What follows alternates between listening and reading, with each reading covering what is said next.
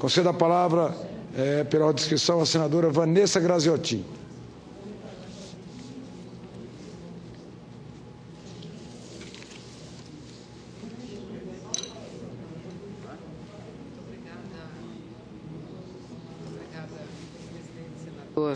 Senador Eunício, quero me somar a Vossa Excelência no voto que apresenta de solidariedade em relação à perda de uma pessoa que, pelo visto, lhe foi tão cara.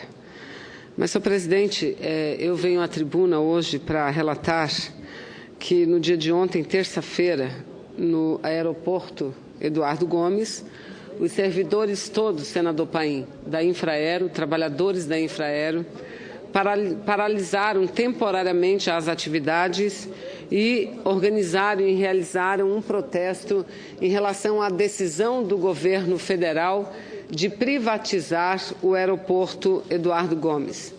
Aeroporto esse, senhor presidente, que é o segundo ou o terceiro mais lucrativo do Brasil, né? Mais lucrativo do Brasil, porque é um dos aeroportos que mais movimenta cargas. E movimenta cargas em decorrência do polo industrial instalado naquela cidade de Manaus, cuja produção, na sua grande maioria, é destinada ao consumo de outras regiões do Brasil, sobretudo do Sul e do Sudeste. Nós sabemos que o governo passado, aliás, desde o presidente Lula, mas também com a presidenta Dilma, tomou a decisão de conceder à iniciativa privada alguns terminais de aeroportos do Brasil.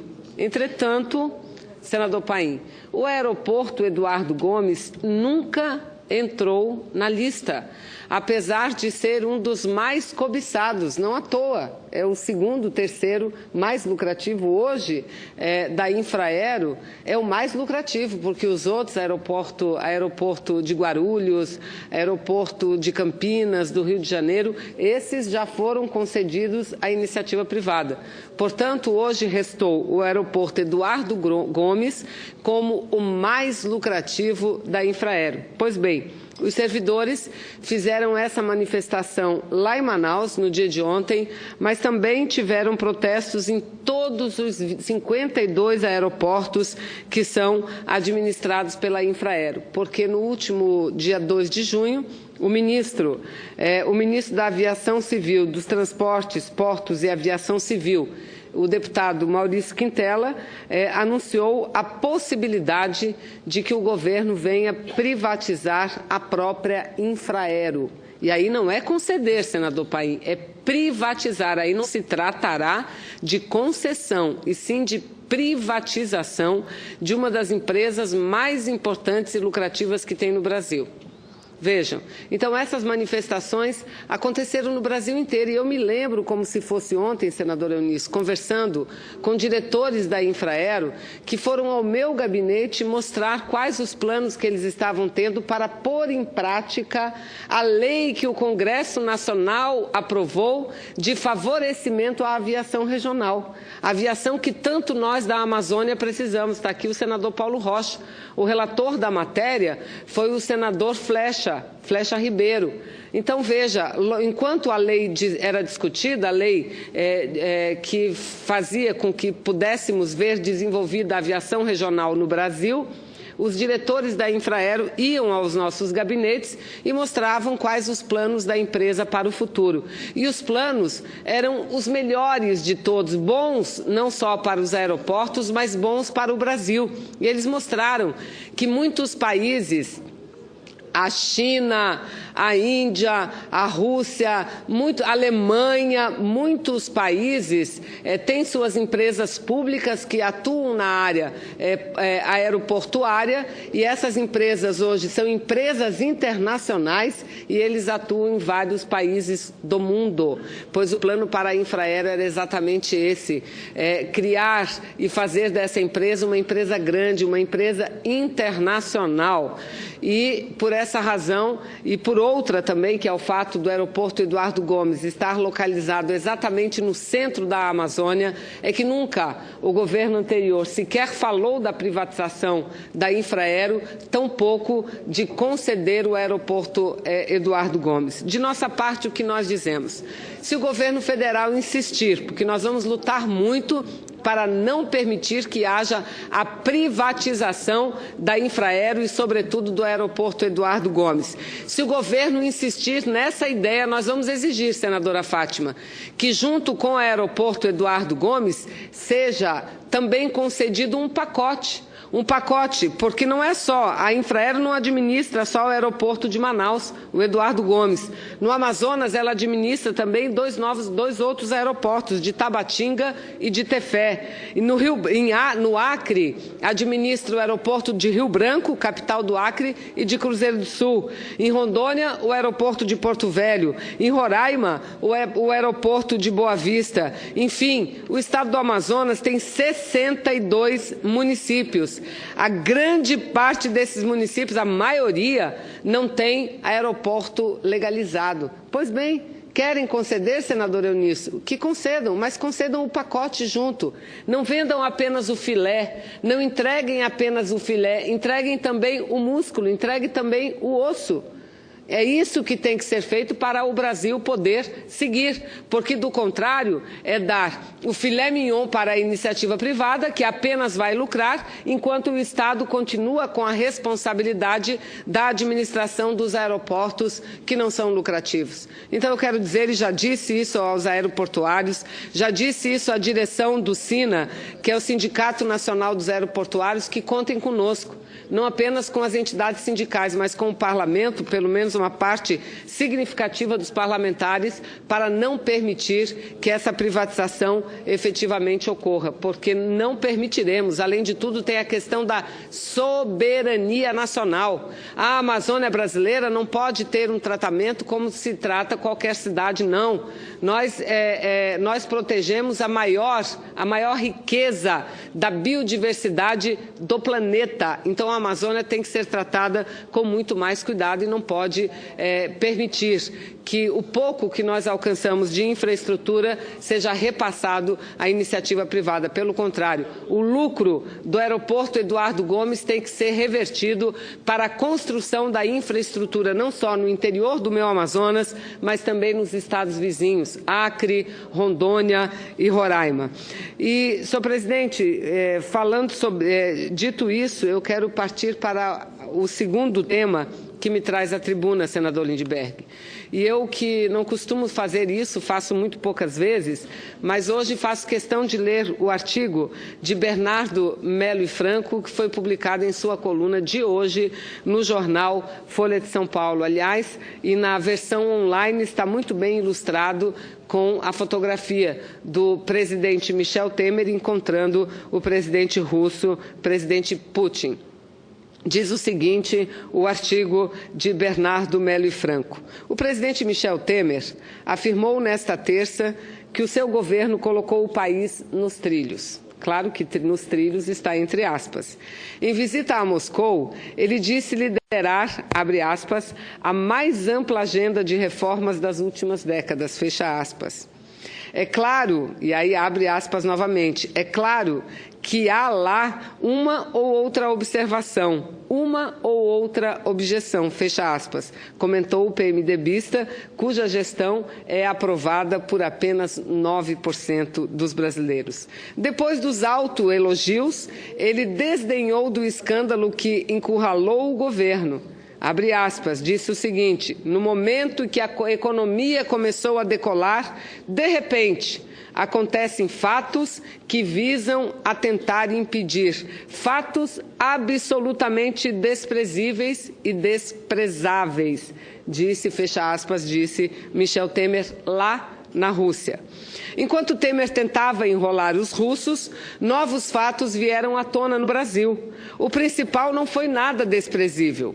O Supremo Tribunal Federal tornou público o relatório que liga o presidente ao recebimento de propinas da JBS.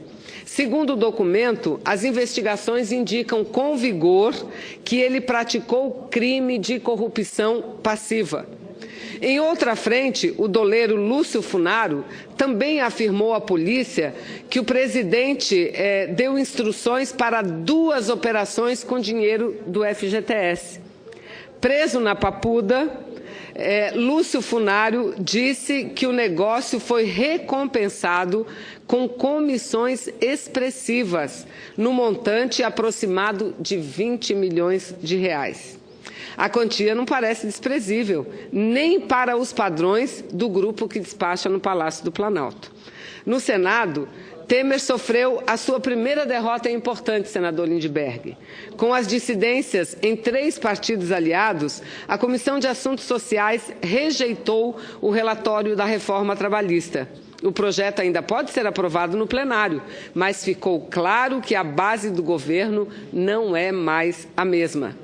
Para permanecer no cargo, o presidente vende a ideia de que sua queda inviabilizaria as reformas. A votação dessa terça, entretanto, dá argumentos a quem defende o contrário.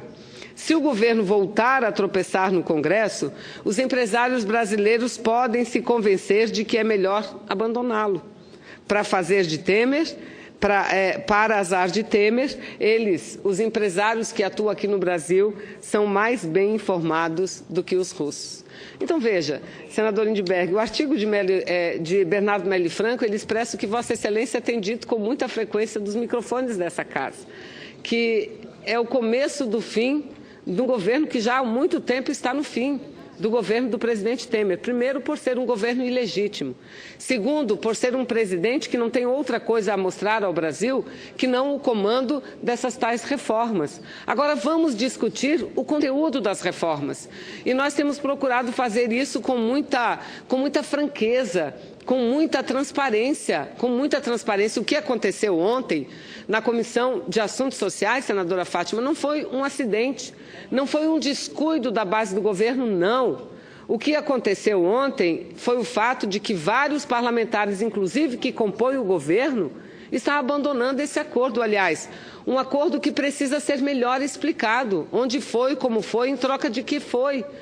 E tenho certeza absoluta, e aqui não quero desdenhar de nenhum colega parlamentar meu, mas eu tenho convicção plena, senador Lindbergh, que a maioria dos senadores e senadoras que participaram desse tal acordo de aprovar o projeto como está para o presidente mudar depois, não tinham, como ainda não tem, o conhecimento pleno do conteúdo do projeto. Não tem.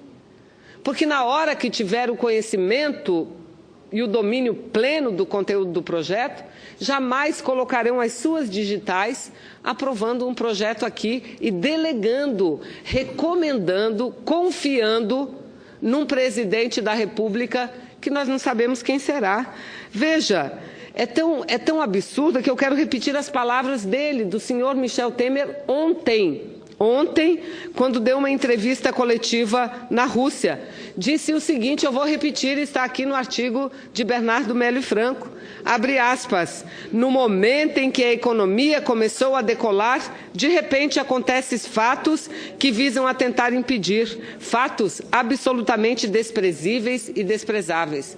Ora, o fato da prisão de um deputado, seu principal interlocutor, e preso porque foi pego com a boca na botija, preso porque foi filmado e o Brasil inteiro viu carregando dinheiro de propina, que precisa ainda ser explicado para quem era aqueles recursos, para quem era o destinatário daqueles recursos, tem que ser explicado. Ele chama isso de desprezível. Ele chama de desprezível o fato do relatório que foi divulgado, do relatório feito pela o relatório que o Supremo tornou público sobre o recebimento das propinas ser extremamente contundente, forte. Ele acha que é desprezível e desprezável as afirmações do doleiro Lúcio Funaro, que também é amparado em provas robustas. Então, peraí, o Brasil estava entrando nos eixos? Não. E, aliás, é bom que todos os senadores e as senadoras parem para analisar melhor o projeto. Porque se essa reforma trabalhista for aprovada da forma como está, não será um golpe contra os trabalhadores somente, não, senadores. Não. será um golpe fatal, mortal contra a Previdência Social. Será um golpe fatal, mortal contra o Estado brasileiro. Eu concedo, senador, com muito prazer e alegria, a parte a Vossa Excelência. Senadora Vanessa, quero parabenizar Vossa Excelência pelo discurso. O senador Requião hoje dizia aqui, conversando com todos nós, o fim de mundo que a gente está vivendo. Ou seja, a Polícia Federal do próprio governo de Michel Temer, falando de corrupção do presidente da República diretamente. Chega! O país não volta a crescer com esse presidente. Ele dizia, ele se segurava muito em cima dessa coisa das reformas. Porque quem defende o Temer? O jornalista Bernardo Melo Franco falou 9%. Na verdade, o Temer tem apoio de 3% da população. 97% quer sua saída. 90% quer eleições diretas. Agora, quem são os poucos que defendem o Temer? São ligados ao mercado, ao grande empresariado que achava que o Temer ele conseguiria aprovar as reformas aqui no Congresso. O Temer não aprova mais nada aqui. A reforma da Previdência, esqueça. Quórum qualificado, mudança da Constituição. E a reforma trabalhista, até nós fomos surpreendidos, né, senadora Vanessa? Nós entramos na reunião da CAIS, acreditando que perderíamos por 2, 3 votos. E na hora virou o jogo. E virou por quê? Porque os fatos políticos estão se agravando cada vez mais. No final de semana passado foi a entrevista do Joesley na revista Época. Eu encerro minha parte dizendo que eu tenho uma convicção. Nós vamos derrotar essa reforma trabalhista aqui. Porque antes da votação final no plenário vai sair, sabe o quê? A denúncia do Janot contra o presidente da República. Um procurador falando de corrupção, formação de quadrilha, obstrução de justiça. Aí eu acho que vai pesar muito aqui, nos senadores, a ideia de ficar distante desse governo e de pensar que esse governo, desgastado desse jeito, não pode fazer uma reforma tão dura com quem ganha 1 salário mínimo, 2 salários mínimos, porque isso está sendo feito. Aqui nesse país, nesse governo do Temer, não tem ajuste fiscal para os ricos, é só para os pobres, para os muito pobres. Então eu quero parabenizar a Vossa Excelência, que é uma guerreira, desde o processo do impeachment, mas agora também nessa batalha da reforma trabalhista. E passar esperança para quem está nos escutando. Nós vamos derrotar essa reforma trabalhista aqui, mas para isso é fundamental uma grande greve geral no próximo dia 30. Nós temos que parar o país, fazer grandes mobilizações, que isso influencia aqui o nosso trabalho para conseguir mais votos e derrotar a reforma trabalhista. Muito obrigado, Vanessa. Eu agradeço a parte, senadora Vanessa. Antes de passar a Vossa Excelência, senadora Fátima, eu só quero fazer um comentário a respeito da parte do senador Lindbergh. Senador Lindbergh, o que eu tenho ouvido muito dos nossos colegas é o seguinte, é que essa reforma não é do Temer, essa reforma é do Parlamento, foi a Câmara que promoveu as grandes modificações, é fato. O projeto veio com 7 artigos e saiu de lá com mais de 100. Então é fato que foi a Câmara. Agora, senadores, se fosse da Câmara, efetivamente, da maioria dos deputados, eles não teriam tido a pressa que tiveram lá, de aprovar na comissão num dia e no dia seguinte aprovar no plenário. Os deputados do meu estado já estão se mostrando arrependidos, preocupados com o que votaram e falam abertamente, eu não sabia no que estavam votando, porque para mim disseram que era modernizante, que criava postos de trabalho, né, novas relações e que ajudava o trabalhador. Eu não sabia que era tão prejudicial à Previdência, eu não sabia que eles estavam igualando demissão coletiva em massa com demissão individual e estão arrependidos. Então, por que a gente não revê? Se o projeto é do Parlamento, vamos deixar no Parlamento. O Senado promove as modificações que têm que ser feitas, aliás, algumas delas orientadas pelo próprio relator, muda-se o Senado e a Câmara aprova.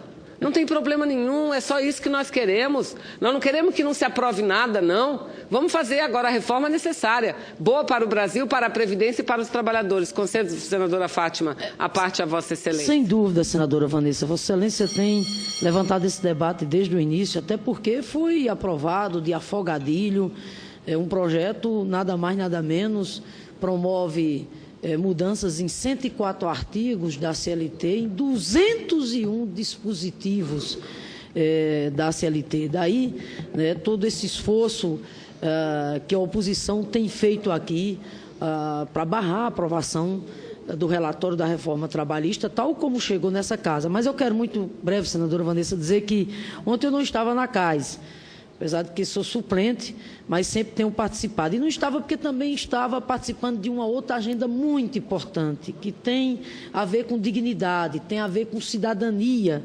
das pessoas, que era a Caravana das Águas, iniciativa da Comissão de Desenvolvimento Regional que eu presido, em parceria com as Assembleias Legislativas do meu estado, da Paraíba, com envolvimento da sociedade civil. Caravana das Águas que nós realizamos na... Um momentinho, senhor presidente.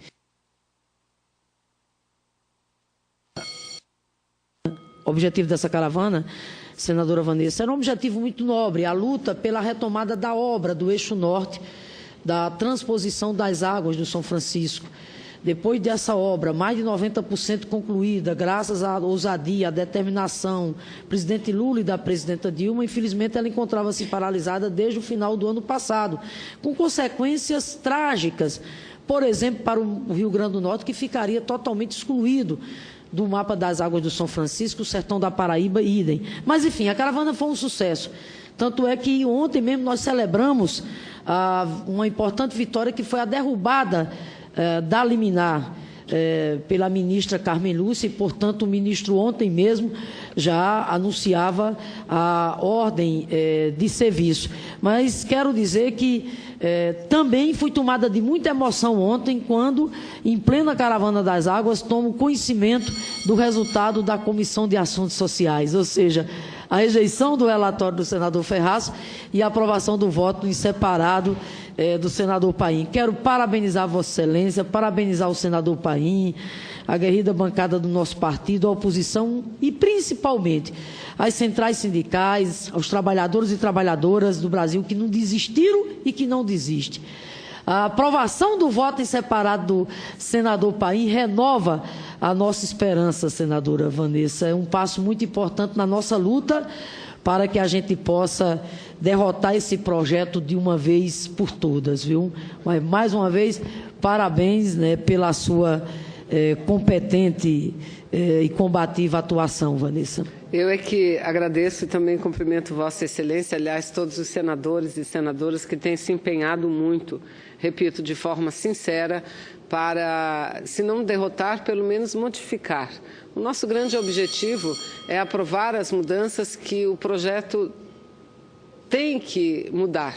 Não é? Os pontos absurdos que nenhuma alma desse Senado, nem senadora, ninguém defende o projeto, porque sabe quantos problemas gravíssimos ele apresenta. Então, ao invés de dedicar ao presidente, que, como disse aqui, nos próximos dias poderá estar sendo denunciado, e a Câmara vai ter que dizer se poderá ele ou ser processado ou não e será afastado, delegar a esse uma função que é do Parlamento, acho extremamente temerário e prejudicial aos trabalhadores. Muito obrigada, senadora Fátima.